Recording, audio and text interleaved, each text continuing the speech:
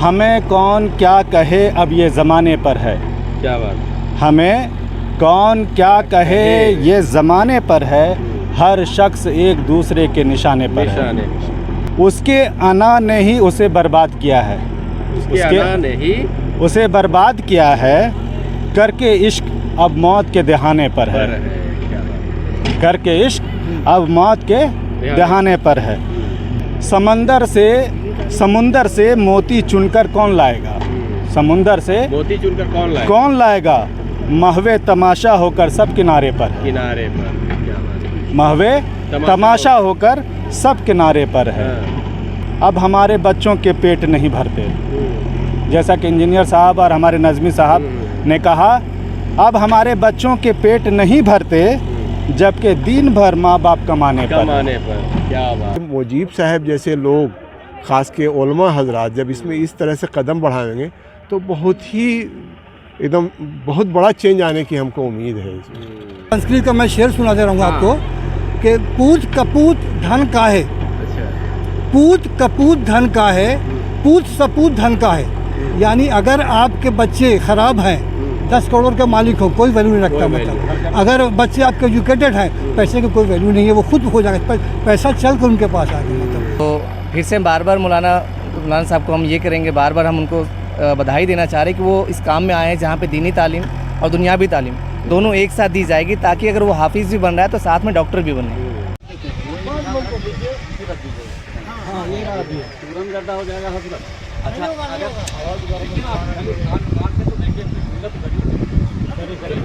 जोहार, आदाब, नमस्कार। देखिए, हम विष्णुगढ़ थाना क्षेत्र के नवादा पंचायत में है और यहाँ पर रज़ानगर में है। क्योंकि मैं बता दूँ, ये वो रज़ानगर है जहाँ पर मदरसा मिसबाहुल उलूम से कुछ आगे आएंगे तो यहाँ आपको एक बोर्ड दिखाई देगा नवादा इंटरनेशनल पब्लिक स्कूल का, जिसका आज संगे बुनियाद रखा जा रहा है, जिसका मतलब आधारशिला रखी जा रही है। इसमें इनके जो संस्थापक हैं मौलाना मुजीब आलम मिसबाही साहब, उनका ये जो जज्बा और कहते हैं लगन और मेहनत का ये नतीजा है कि उन्होंने आज से 10 वर्षों पूर्व एक सपना देखा था कि यहाँ मैं ऐसा इंग्लिश मीडियम खोलूँगा ताकि हमारे बच्चे यहीं से डॉक्टर इंजीनियर बन करके निकलेंगे। और वो सपना धीरे धीरे साकार होता दिखाई दे रहा है, क्योंकि आज उस स्कूल की भवन की जो आधारशिला रखी जा रही है, संगे बुनियाद रखी जा रही है। कहते हैं कि विधिवत तरीके से कुरान के तिलावत के साथ इस कार्यक्रम का आगाज़ किया गया। बहुत सारे आलिम, उलेमा, इंजीनियर्स, डॉक्टर भी यहाँ शामिल हुए, ताकि यह स्कूल आने वाले वर्षों में जो उपलब्धि होगी उसकी गवाही के तौर पर बड़े बड़े डॉक्टर आए, बड़े बड़े इंजीनियर, बड़े बड़े उलेमा, मास्टर, डॉक्टर, ये सब यहाँ पर उपस्थित थे। कारण था कि नवादा इंटरनेशनल पब्लिक स्कूल की जो स्थापना होने जा रही थी, उनकी नींव रखी जा रही थी, संगे बुनियाद रखी जा रही थी। तो बहुत सारे लोग आए और उनका काम चल ही रहा है। तो हम जानेंगे बाहर से आए हुए मेहमानों से कि वो इस बारे में क्या सोचते हैं। मेरा नाम शाहनवाज़ खां हुआ। मैं अलीगढ़ मुस्लिम यूनिवर्सिटी से इंजीनियरिंग करके फिर यहाँ पर जॉब किया हूँ PWD में। आपके एरिया में भी 6 साल असिस्टेंट इंजीनियर रहा हूँ, जिसमें आपका RWD में एग्जीक्यूटिव इंजीनियर बन के हम चतरा से रिटायर हुए हैं। रामगढ़ में हमारा घर है और इधर 12 चट्टी भी हमारा ख़ानदानी वहाँ पर है। यानी कुल मिला करके जो बीड़ा उठाया मुजीब साहब ने, मौलाना मुजीब साहब ने, ये काबिल तारीफ है। इनके हर तरह से मदद करनी चाहिए, हौसला अफजाई करना चाहिए और इनको फॉलो करना चाहिए लोगों को। और भी जो लोग पैसा दबा के बैंक में बैठे हुए हैं और बड़ी बड़ी बिल्डिंगें बना रहे हैं, बड़ी बड़ी गाड़ियाँ ले रहे हैं, उसमें न इन्वेस्ट करके कुछ न कुछ एजुकेशन के सिलसिले में करें, ग्रुप बना के करें कि आप कहीं भी जाइए, मेडिकल लाइन हो या फिर पत्रकारिता हो या पार्लियामेंट्री डेमोक्रेसी हो या कुछ भी हो, टेक्नोलॉजिकल मसाइल हो, कहीं भी हमारा प्रेजेंस नज़र नहीं आता है। पिछड़ापन है तो कहीं नहीं है, तो उसका इकोनॉमी पर भी असर पड़ता है।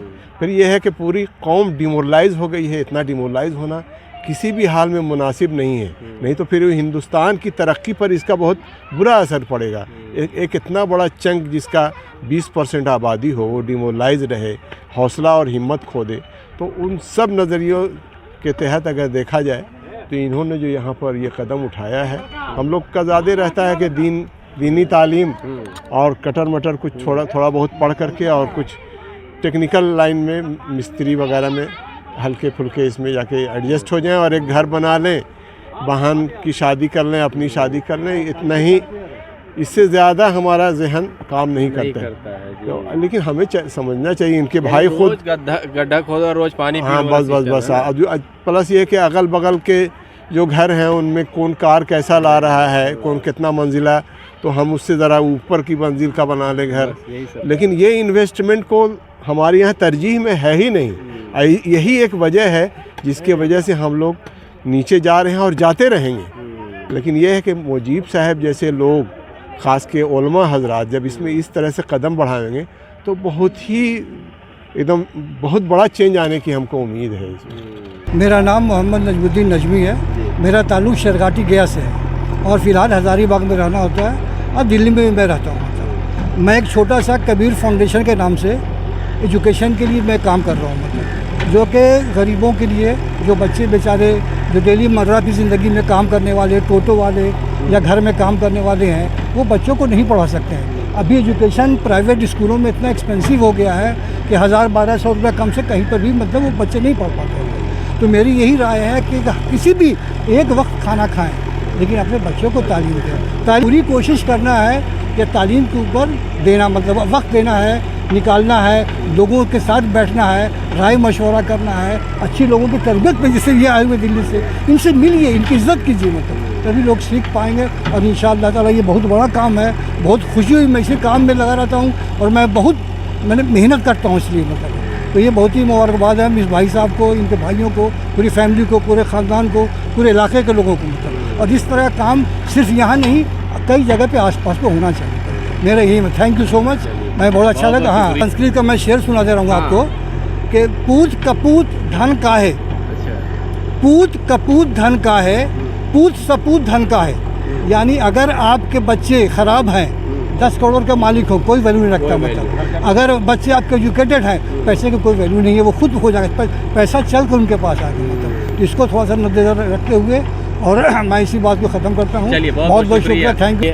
कफिल साहब, देखिए डॉक्टर कफिल साहब हैं हमारे साथ, प्रोफेसर हैं, क्या कहेंगे मौलाना साहब का ये जो। सबसे पहले आप सब, आपके चैनल के दर्शकों को बहुत बहुत आपके तरफ से, मेरे तरफ से भी वेलकम और हार्दिक अभिनंदन। आज के सिलसिले में मैं यही कहूँगा कि मौलाना मुजीब को मैं बहुत मुबारकबाद पेश करता हूँ। उनकी नेक ख्वाहिशों को अल्लाह ताला कामयाब करे। और आप हमें कह रहे थे कि सर आप कुछ लिखते भी हैं, तो मैं आज अपना लिखा हुआ कुछ सुना ही दीजिए, जो बहुत ही माने खेज़ है, जो मेरा गज़ल है, आज मैं सुनाता हूँ आपको, सुनेंगे। हमें कौन क्या कहे अब ये ज़माने पर है, क्या बात, हमें कौन क्या कहे ये ज़माने पर है, हर शख्स एक दूसरे के निशाने पर है।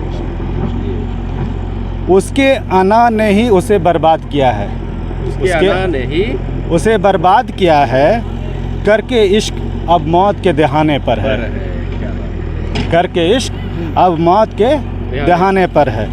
जिसके लिए मैं इस गज़ल को लिखना मकसूद पाया, वो शेर ये है। समुंदर से मोती चुनकर कौन लाएगा, समुंदर से मोती चुनकर कौन लाएगा, महवे तमाशा होकर सब किनारे पर, महवे तमाशा होकर सब किनारे पर है। उसके साथ साथ एक और शेर है, अब हमारे बच्चों के पेट नहीं भरते।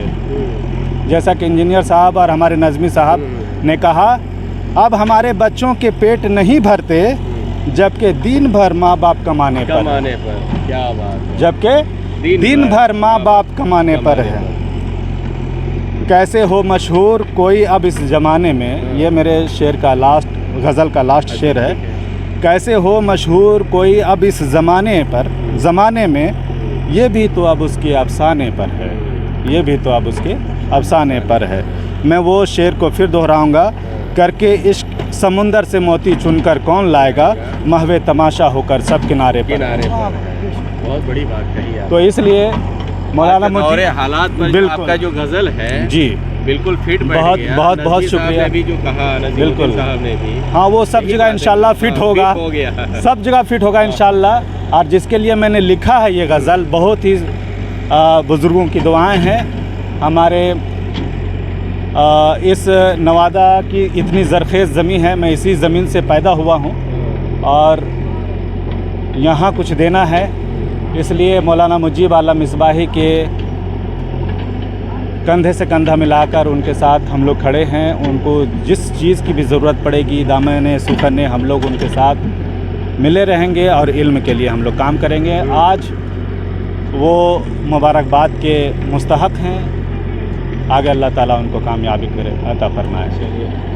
साहब को पहले बधाई देना चाहता हूँ कि वो इतने बड़े काम को कर रहे हैं। एक्चुअली क्या है कि जो मुस्लिम कौम का जो हाल है, टूटी हुई कुर्सी टाइप की हो गई है, जिसमें क्या है कि हमारा मतलब कोई पूछने वाला ही नहीं, फेंक दिया है उठा के साइड में।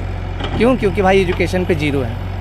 तो फिर से बार बार मौलाना साहब को हम ये करेंगे, बार बार हम उनको बधाई देना चाह रहे हैं कि वो इस काम में आए हैं जहाँ पे दीनी तालीम और दुनियावी तालीम दोनों एक साथ दी जाएगी, ताकि अगर वो हाफिज़ भी बन रहा है तो साथ में डॉक्टर भी बने, इंजीनियर भी बने, ताकि हमारा जो आज जो हमारा कम्युनिटी जो है सिर्फ लेने वाला है वो देने वाला बने, है ना। सिर्फ वो कुछ दे, हमारे आगे किसी को दे, तब तो हमें पूछा जाएगा, नहीं तो हमें कौन पूछेगा। फिर वही टूटी कुर्सी वाली हाल हो गई है हमारी।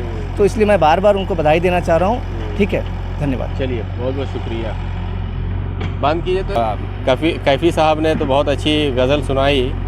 कहते, कौन कहता है कि आसमान में सुराख हो नहीं सकता, एक पत्थर तो तबीयत से उछालो यारो। और शाहनवाज साहब और ये सब ने कहा कि मिलत के लोगों को आगे आनी चाहिए, हाथ बटानी चाहिए इसमें। तो कहते हैं ना कि शुरुआत एक से ही होती है, शुरुआत एक से ही होती है। इस पर भी एक शेर है कि तन्हे तन्हा निकला था जानिबे मंजिल, मगर लोग आते गए कारवां बनता गया।